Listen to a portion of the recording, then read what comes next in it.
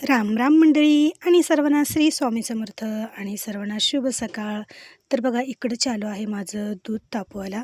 दूध उतू जाऊ नये म्हणून थोडंसं पाणी त्याच्यावर टाकलेलं आहे आणि इकडं मस्तपैकी डाळीला अदण ठेवलं. डाळही शिजली. बघा अशा प्रकारे इथं पुरण म्हणजे पुरण वाटायच्या चाळणीमध्ये मी इकडं डाळ काढून घेतली. बघा ज्यावेळेस अशा प्रकारे ही डाळ आपली होईल ना, तर त्यावेळेस समजायचं की आपलं पुरण म्हणजे डाळ चांगली व्यवस्थित शिजलेली आहे. थोडीशी म्हणजे पूर्ण पण जास्त मी शिजू दिली नाही, कारण नंतर खूप चिकट असं पुरण आपलं होतं त्याच्यामुळे.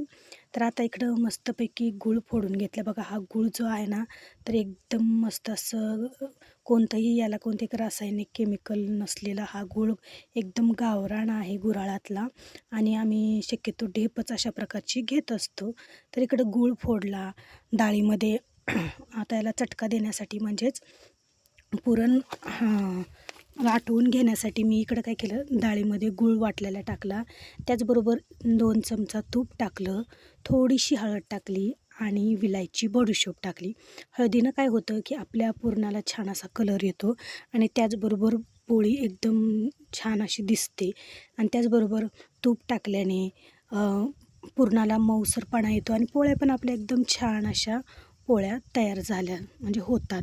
तर अशा प्रकारे त्याचबरोबर मी इकडं अग्नीला पण थोडं तूप दिलेलं आहे, कारण पंचमहायज्ञ पण आज मी केलेला आहे. आज बघा आता अक्षय तृतीया म्हणजेच आपल्या इकडे याला आखिदी म्हणतात. तर त्या दिवशी बघा आवर्जून म्हणजे काळ्या मुंग्यांना पण मी थोडीशी इकडं साखर टाकलेली आहे. आपल्या दररोजच्या जीवनामध्ये बघा नित्य जे काय आपले दररोजचं जीवन आहे त्याच्यामध्ये नक्की पंचमहायज्ञ करावा, जेणेकरून जे काही पितृदोष आहे, जे आपल्याला लागलेले पितरांचे दोष आहेत, तर ते दोष हळूहळू कमी होतील. आणि हे जे आपण घरगुती उपाय करतो बघा, याला काहीही जास्त खर्च लागत नाही, पण जी आपल्या मागे लागलेला जो पितृदोष आहे, काही दोष जे असतील तर ते नक्कीच दूर होतात. त्याच्यामुळे हे लहान सहान उपाय आवर्जून घरात केले जावे. इकडं बघा आता मी इकडं भज्यासाठी पीठ पण घालून घेतलेलं आहे आणि इकडं पापडी पण घेतलेले आहेत.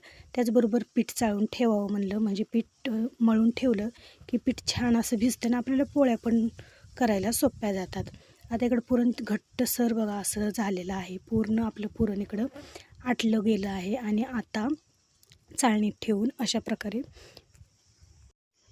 आता चाळणीतून वाटून घेणार आहे मी हे पुरण. बघा छान असं इकडं पुरण आपलं म्हणजे डाळ छान अशी शिजलेली आहे आणि पुरण छान प्रकारे तयार पण झालेलं आहे.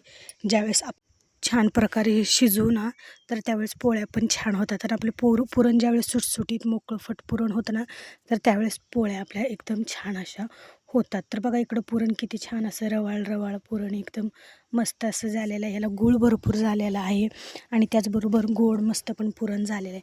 बघा किती एकदम छान, एकदम दिसायला पण किती सुंदर असं हे पुरण दिसत आहे. तर अशा प्रकारे इकडं माझं पुरण वाटायचं झालेलं आहे. त्याचबरोबर मी इकडं आता पापडी भजे ती तळून घेणार आहे. तेल माझं तापत आलेलं आहे. तर कडक असं तेल, आणखीन एवढं हवं तसं जास्त तापलेलं नाही. तर आता इकडं पापड्या तळायला चालू आहे. त्याचबरोबर भज्याचं पण मी पीठ कालवून ठेवलेलं आहे.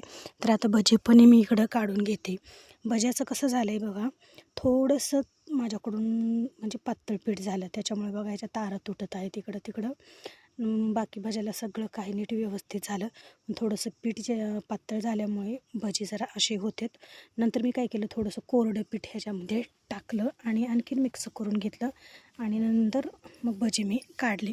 तर अशा प्रकारे इकडे भजे पण छान असे झालेले होते. सगळा स्वयंपाक माझा हळूहळू सगळा स्वयंपाक आजचा जो आहे तो सगळा स्वयंपाक हा मी चुलीवरच केलेला आहे. आणि बघा आज आकिदी अक्षय तृतीया, गावाकडे आकिदीच म्हणतात. तर आकिदी असते, जे आपल्याला गेलेले म्हणजे असतात बघा, पूर्वज जे आपल्याला गेलेले असतात, आपल्या सासू सासऱ्यांचे सासू सासरे म्हणा किंवा बऱ्याच जणांचे सासू सासरे, तर त्यांच्या स्मरणार्थ आपल्याला या दिवशी त्यांच्या स्मरणार्थ जोडप्याला जीव घालायचं असतं बघा.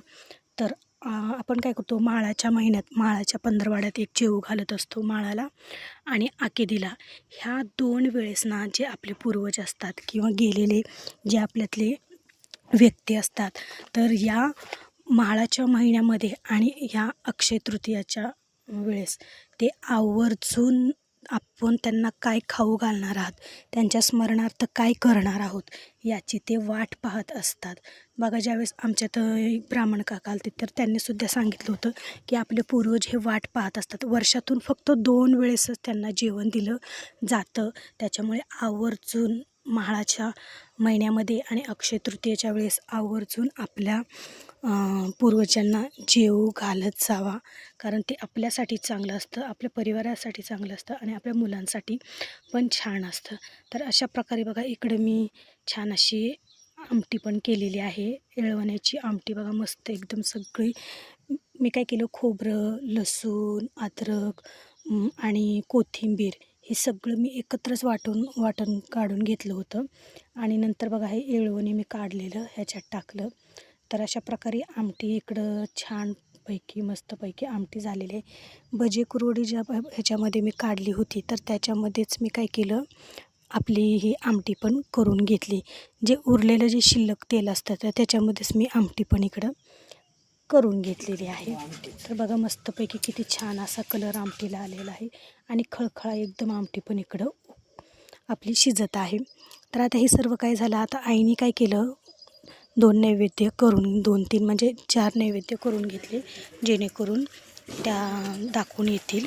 तर इकडे तोपर्यंत मी गाईला भरपूर जणांनी आज नैवेद्य दाखवलेला आहे, शेजार पाजारच्यांनी सर्वांनी. त्याचबरोबर इकडं कावळ्यासाठी सुद्धा मी वरी घास काढून ठेवला. तर अशा प्रकारे आजचा हा दिवस आमचा असा गेला. तर आखीचा असा स्वयंपाक सगळा काही मी इकडे केला. तर या सर्वांनी जेवायला